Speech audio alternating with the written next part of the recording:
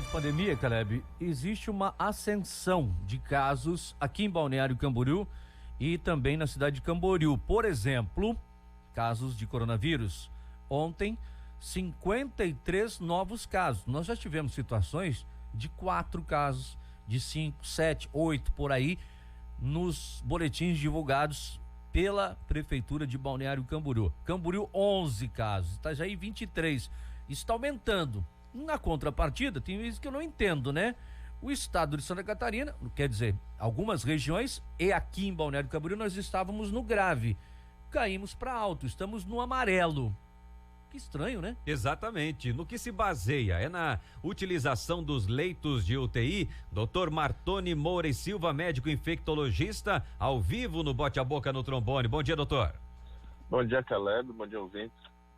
Estou à disposição para esclarecer qualquer dúvida. No que diz respeito, né, a essa observação que o Adilson fez, em relação a esse patamar de saúde que teve uma redução, agora estamos no amarelo, análise do governo do estado, da Secretaria Estadual de Saúde, se dá pela utilização dos leitos de UTI e não pelos números de pessoas infectadas no período?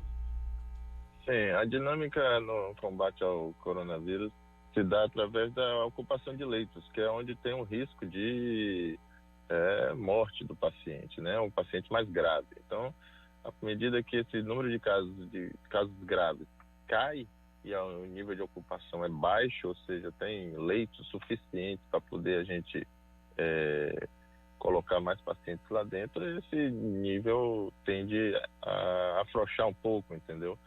Para poder a população também ter um pouco de alívio dessa tensão, mas é algo dinâmico, né?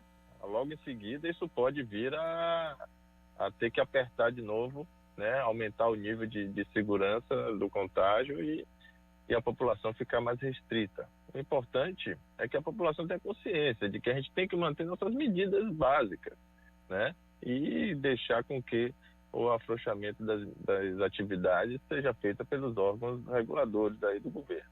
Doutor Martoni, devido ao tempo, né, que temos de pandemia e a forma como os profissionais no início recebiam os pacientes, que era uma surpresa, até alguma coisa diferente de como tratar, de como, né, recepcionar aquele paciente que muitos perderam a vida.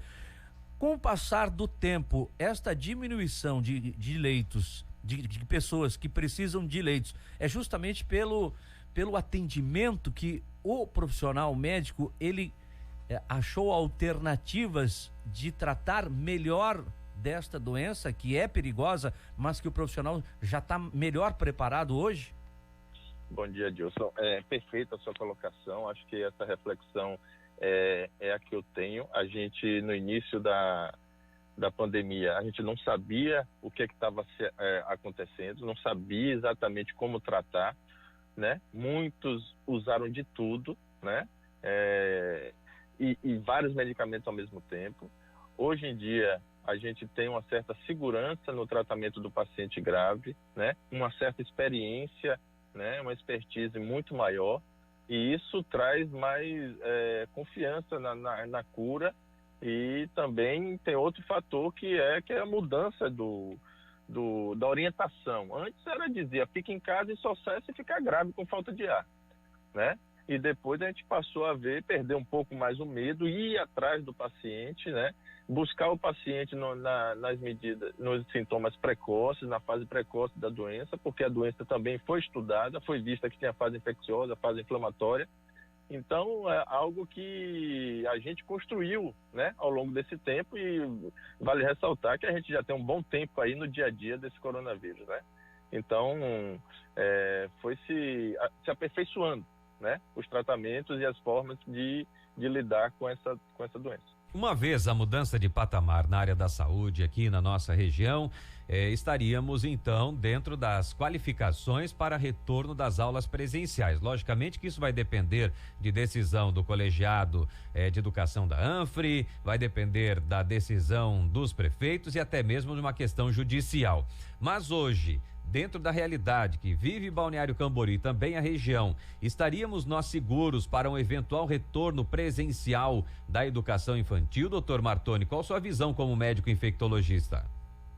Olha só, Caleb, esse é o maior desafio que nós vamos ter, que é colocar as crianças no colégio e ver se esse contágio não vai explodir novamente, porque o contato entre as crianças e a forma como elas se comportam é fácil, a gente sabe disso, que as crianças têm um poder de infecção, de transportar o vírus um para o outro muito grande, né? E isso vai ser o grande desafio. E colocar a criança no colégio também é colocar o pai no trabalho, né? De volta ao trabalho, enfim, a circulação de pessoas, levar para o colégio, voltar, enfim, vai ser o grande desafio essa decisão de volta às aulas presencial.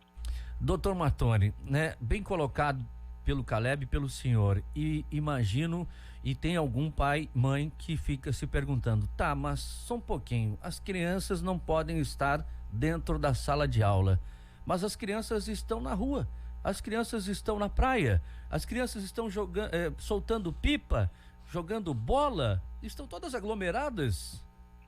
Então, assim, essa observação de onde elas estão realmente é perigoso.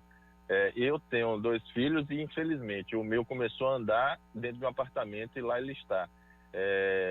Enfim, está muito estressante esse tipo de situação e a gente não tem participado de nada de atividades que sejam, que coloquem ele em risco e façam com que seja mais pessoas infectando. É perigoso, acho que os pais devem ter atenção com relação a isso.